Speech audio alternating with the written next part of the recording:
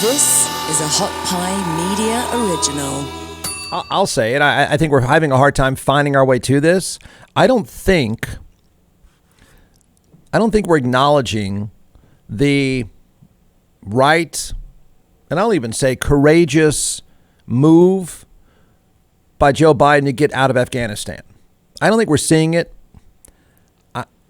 I think this is an example of we are not about policy. We are not about anything but hate. I think we're just seeing it all get mucked up right now. But I don't think we really acknowledge what I think some of us, maybe not all of us, but I think the righteousness of where he was coming from or where is coming from on this. Funny thing is that Joe Biden's argument for, we're out. He even said that's what he did yesterday afternoon. We're out. It's over. This war is over. But even his wording is exactly what conservatives, even modern day conservatives, even though it's a different kind of term and it doesn't really mean the same thing as it used to be, and it's not Ronald Reagan, it's kind of fascist light type stuff. But whatever stripe you want to label the right side, that's a position many people have advocated for some time. He's even saying many of the things that some of us, myself included, even in the early days, have said. And that is, hey, we can't be nation builders. We can't be the cops to the world. These are all things that Donald Trump say, but Joe Biden has said, even recently. And people who describe themselves on the right side, whatever that is now, would totally agree. If he just sort of filled in the blanks and didn't say it was Joe Biden, just said, here's the policy, most people, the Fox News crowd included, would say, right on. That is exactly what I think. That's exactly right.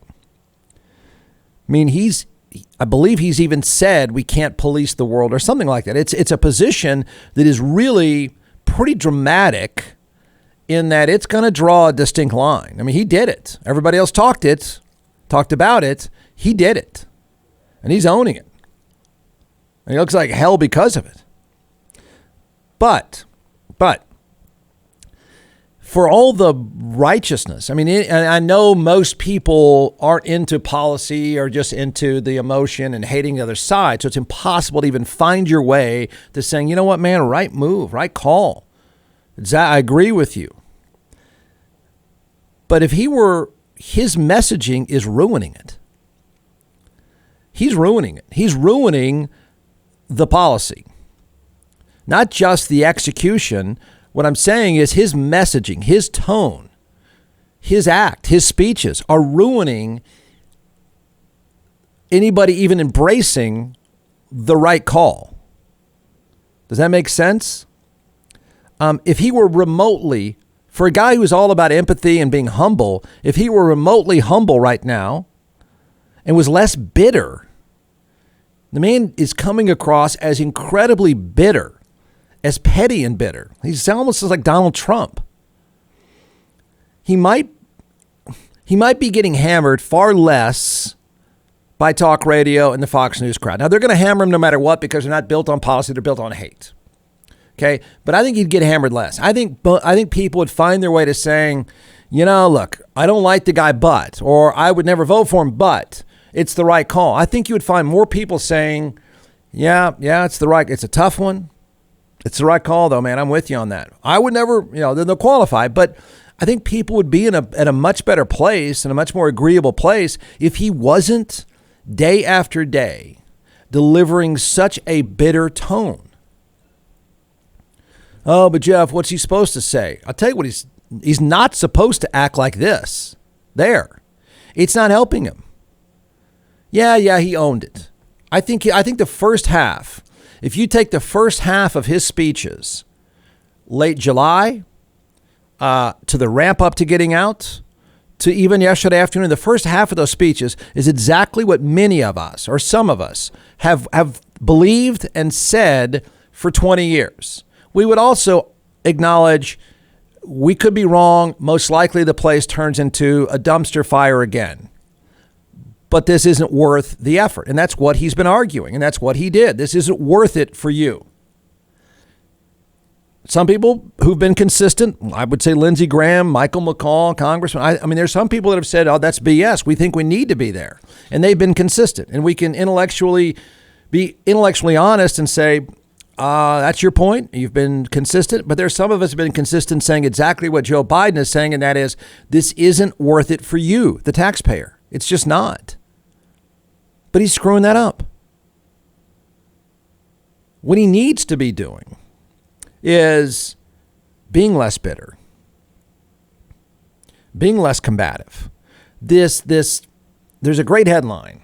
4:00 in the morning, I'm thinking, the guy is getting in his own way of a credible, gutsy, I said credible, didn't say incredible, because the execution of this is hard to believe. But if he's getting in his own way of his own speech, he's trampling the first half of these very sensible and gutsy speeches. Taxpayer, this has not been worth it for you. I had to make the tough call. That's been his speech, and that's been the right one. But then the rest of the speech ruins it, because you find yourself going, oh, come on, man, people died. Stop acting like this. Show some empathy. Show some acknowledgement that it's ugly. Don't be so combative. I think it's ruining it. So this headline, which was really, and I know most of modern day media is not intellectually honest. It's not objective. You know, it's you're going to hammer him just because. But I found this to be fairly intellectually honest. The headline was perfect. Biden stumbles in his victory lap. Right. Exactly. Like nobody pulls him aside and said, look, the first part of your speech is the right one. It's the gutsy one. Do it. The second half of your speech, tone it down, man. Tone it down. Acknowledge that it's awful that people died. Stop acting like Donald Trump. Says President Biden faced an unenviable task when speaking to the American people about the end of the Afghanistan war, taking a victory lap over what looks like a defeat, even to many war-weary voters. Yeah, it's pretty well said. Does the tone matter? I think a lot of us would say yes. I think the tone is screwing up the policy. The execution, I think if he were less bitter, I think more of us might find our way to say, yeah, I don't know, because I think his answer has been, and maybe it's true. Maybe we'd be more open to hearing there was no way to execute this without it being chaotic. There's no way to pull this off. Trust me, we looked into it. I listened to as many people as I could. And the fact of the matter is, unfortunately, getting out was going to be ugly. I hate it. It's eating me alive. And I know I'm going to get criticized for the execution of getting out. But I'm here to tell you that we had an idea that no matter what we were going to do, no matter when we did it, it was going to be ugly. If he was, people would be I'd be willing to tolerate that if you weren't acting like such a jackass and pushing back. It's as if he's Trump-like and obsessed with the criticism. You know it? I know that the guy's frustrated saying, I want to put my stamp on this. I want to be the one after 20 years that did the right thing here and got out. And I know he's frustrated that he doesn't feel like he's getting credit for it. But he's not getting credit for it because his own act is screwing it up. My fellow Americans, the war in Afghanistan is now over. I'm the fourth president who has faced the issue of whether and when to end this war. When I was running for president, I made a commitment to the American people that I would end this war. And today, I've honored that commitment. It was time to be honest with the American people again. We no longer had a clear purpose in an open-ended mission in Afghanistan. After 20 years of war in Afghanistan, I refuse to send another generation of America's sons and daughters to fight a war that should have ended long ago.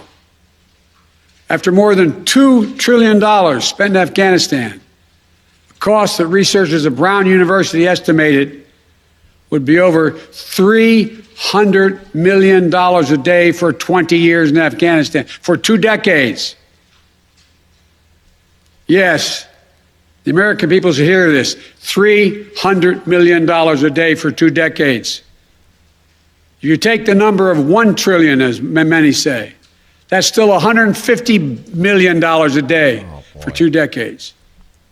And what have we lost as a consequence in terms of opportunities? I refuse to continue a war that was no longer in the service of the vital national interest of our people. And most of all, after 800,000 Americans serving in Afghanistan, I've traveled that whole country, brave and honorable service. After 20,744 American servicemen and women injured, and the loss of 2,461 American personnel, including 13 lives lost just this week, I refuse to open another decade of warfare in Afghanistan. You know, here's right on. People have said some of that stuff. A lot of us have said some of that stuff. A lot of, it is for the right thing for all of us to have done for 20 years is pay attention. And at various times we have. And that speech is, the contents of that are right on. You know what's a problem where I start to sense it? Same thing that a lot of politicians do. And I think it's our fault too. Stop saying I. Stop saying I so much. This first person mentality sucks. I'm not arguing, and I don't think a lot of people will. I mean, if you want to, that's fine. I completely respect someone who says, I have a different argument about this, about getting out. We're not talking about the escape. We're talking about the policy itself. Stop saying I did that. I. Shut up with that. Don't be a Trump. It's not about you. He should have been saying, like a lot of people when you deliver a speech, it's you. You didn't need this war anymore. What you don't need is to spend $1 trillion. What you can't let happen anymore is your sons and daughters die. I delivered the policy. I delivered the policy that I think you needed, this country needed, and what you. That's what he should have been. Instead, it's a lot of I's. It's like hearing Trump speak again. I. Shut up. That's where I think a lot of this stuff, this tone, this hateful tone. And he's not a hateful guy. I'm not arguing. I don't think the guy wants anybody dead. I think this thing is eating him alive. I think I've already said this week, I think it's the end of him. What is disturbing, I guess, for those of us who like some objectivity, who do like the idea of just policy, you executed a gutsy thing, man. It's the right call. It's an ugly call. No matter what, you're going to be criticized. But the execution of it and your defensiveness and your petty pushback on the criticism is ruining that speech. Go to the second half of this and you'll see what I'm talking about. Okay, this is a guy trying to be, hey, this is what we're going to do. He's trying to be very serious. I think he says I too much, and that should bother us. I think it should bother everyone. I think he's very self-serving. I'm giving him props for the policy. I think a lot of you would too. Then you'll see exactly what I'm talking about and see if you have the same reaction. I kept wondering, why do we have such a negative feeling right now about this whole thing other than the execution looked like chaos? But I'm not a military expert. I don't know. Maybe it was going to end up with dead people no matter what. There was no good day and time to get out. There's no perfect way to get out. I'm willing to accept some of that. But you're making it worse. Second half of the speech, or part of the 3 minutes of this, where he really you feel the bitterness. Tell me you don't feel the bitterness. If you're 20 years old today, you've never known an America at peace. So when I hear that we could have, should have continued the so-called low-grade effort in Afghanistan, at low risk to our service members, at low cost, I don't think enough people understand how much we have asked of the 1% of this country who put that uniform on, willing to put their lives on the line in defense of our nation. I think it's the part where he talks about the part where he talks about the escape or getting out, which I do think some of us needed to hear, because I think we need to try to be open to, oh man, I don't know. I don't know the best way to get out. I've heard that he screwed it up. I've heard that it was a bad execution, but we should be willing to listen. Even if you went to this speech, and I know most people cannot do it. Most of us are consumed by stupid talk radio. But if you went to this speech saying, you know what, help me, man, help me appreciate how ugly that was. Tell me this section of his speech did not ruin it. March, we reached out 19 times to Americans in Afghanistan with multiple warnings and offers to help them leave Afghanistan, all the way back as far as March. After we started the evacuation 17 days ago, we did initial outreach and analysis and identified around 5,000 Americans who had decided earlier to stay in Afghanistan, but now wanted to leave.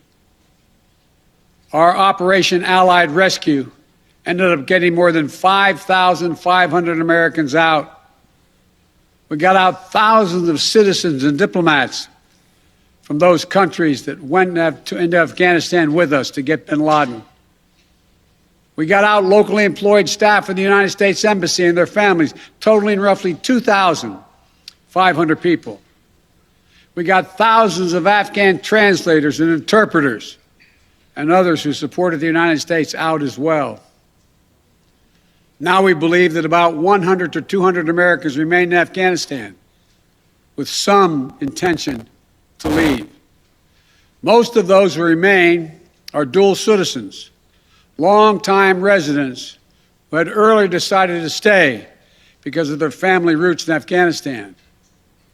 The bottom line, 90% of Americans in Afghanistan who wanted to leave were able to leave. And for those remaining Americans, there is no deadline. We remain committed to get them out if they want to come out. Secretary of State Blinken is leading the continued diplomatic efforts to ensure safe passage for any American, Afghan partner, or foreign national who wants to leave Afghanistan. Got it. You're trying hard. Got it. Would it be so awful just to sort of step back a second and say, it's eating me up. I know how it looks. I can assure you we've tried to be as detailed. We have tried to do it all. In no way it was going to be perfect, and I'm owning that it wasn't perfect, and I get that you see some ugly pictures. The alternative was even uglier. I don't know, just something, you feel like he's pointing that finger at you. Get off my ass kind of thing. Get off my ass. And I get how he wants it to be off his ass. I get how this was a decision. That you made the toughest call of the last 4 presidents. And you're going to be one term because of it, I think. But for a guy who's always about empathy, man, he is... It's almost as if somebody's advising him, just be tough. Just be angry and tough. And I think this is the worst time to be angry and tough. John McClellan is the co-founder and creator of ATX Hot Sauce, now in all 50 states and several retail outlets as well. So what we're going to do today is we're going to let this social media rock star chef walk us through 4 different sauces, and then I'll taste, and we'll tell everyone why they should buy. You can give the science behind these, and then I'll make the simple recommendation. Go to atxhotsauce.com. All right, I don't think anybody's heard the website. Yeah, I know. About you, Jeff, but it is atxhotsauce.com. I'll say I got that one right. 45 times, atxhotsauce.com. So let's do it. I brought 4 flavors here, and we're going to test your palate today. Okay. And I only brought 4 because I didn't think you could handle 5 or 6. Yes, probably a smart move. Yeah. And so the first one we're going to try here, it's called Beet Heat. And just like the name implies, it has beets in it. It's made with red Fresno peppers. Red Fresnos are red peppers that are they're hotter than a jalapeno and a little bit less than a serrano. So not super hot here, just a lot of really good flavor. So we're going to start with this one, and then we're going to move up the chain. Okay. I've had the Beet Heat, but okay. Yeah, we're going to try it though. It goes well with a cab. All right, Jeff's savoring Beet Heat. I'll even do it with you, so that should be all right. Now remember, it is hot sauce. Yeah. Oh, it is. It's hot sauce. Trust me, man. Wait, is that one hot to you? No. A little. Yeah. The great thing with the fermentation process is you get a bunch of the flavor right up front. Yeah. And then the heat comes but then it dissipates pretty quickly, especially with the red Fresnos. This is not a very spicy one, but it is a very tasty one. Goes on great on sandwiches. Beet heat. Beet heat. BEET.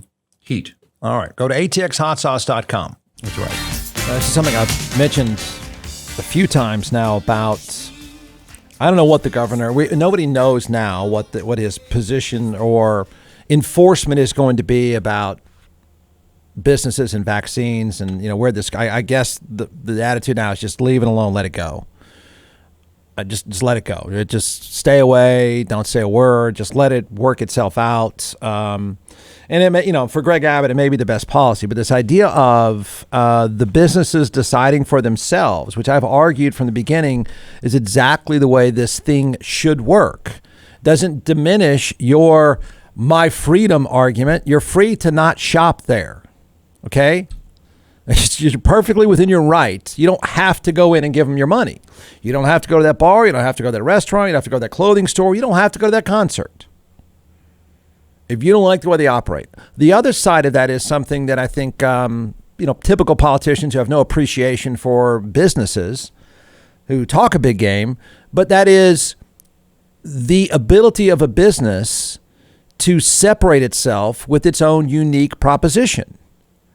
And so somebody's finally put some data behind that. I think this is kind of interesting, but I'm a nerd in that way. But listen to this. And this begs to ask the question, why the hell were they not left alone? Why would the overreaching Ron DeSantis, who's just, this guy is winning Mussolini points by the minute. Why would you not respect them? Respect their right to succeed in business or fail in business. You fascist. Greg Abbott's not as militant about it anymore. 53% of surveyed Americans said they would be more likely to shop in store at businesses that require all employees to get the COVID-19 vaccine.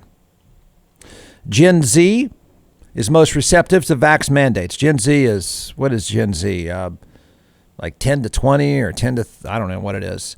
Gen Z is most receptive vaccine mandates, with 62% saying they would be more likely to shop in store when employees are required to be vaccinated. 48% of millennials, 51% of Gen Xers, 54% of boomers, and 70% of people ages 76 to 93? Yeesh. Well, good for you. Say the same.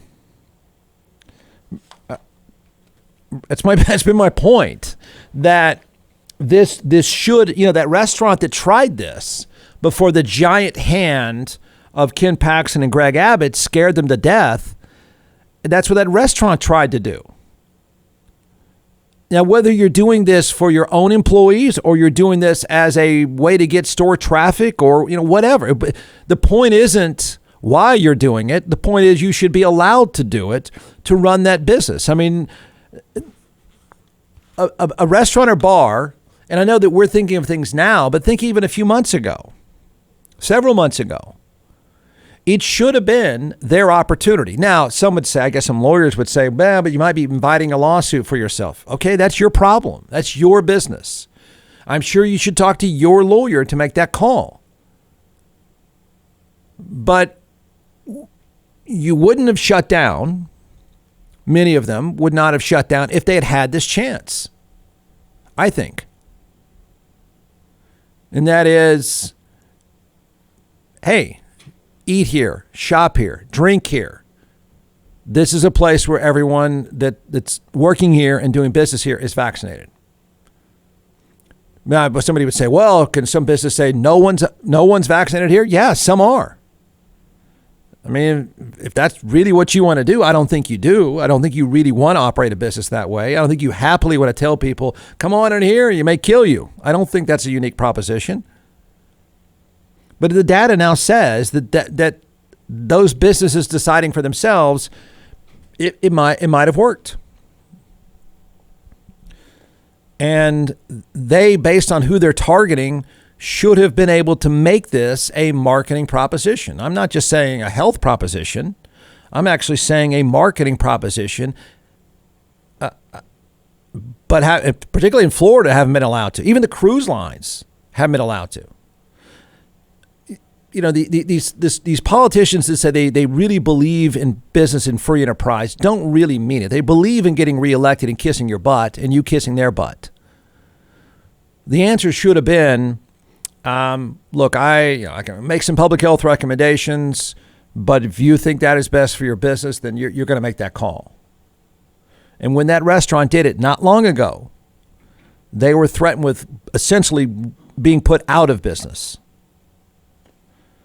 I mean, I'm surprised. I'm actually surprised these numbers aren't bigger, but the majority of people, you want that to be a part of who you're doing business with.